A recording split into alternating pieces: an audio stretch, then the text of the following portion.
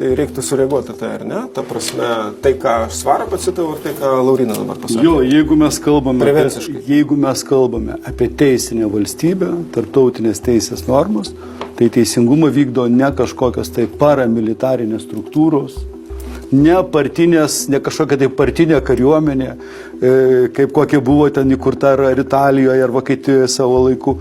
Ne dar kažkas, bet teisingumą teisiniai valstybei vykdo teismas. Ir niekas daugiau.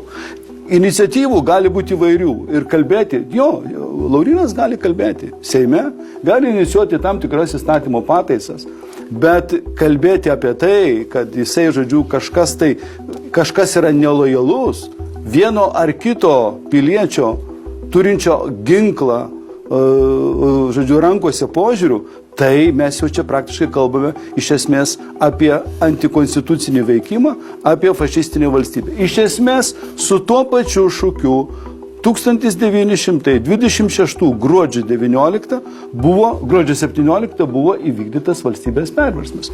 Tariamai sukėlus šaršalą, kad grėsia bolševikinis perversmas, šiandien tai pripažintas faktas ir tą, kaip nekeista, Laurynai, kaip nekeista, tą perversmą įvykdė krikščionys demokratai. O toks keistas istorinis sutapimas. Aš nesakau, kad tai dėsnis.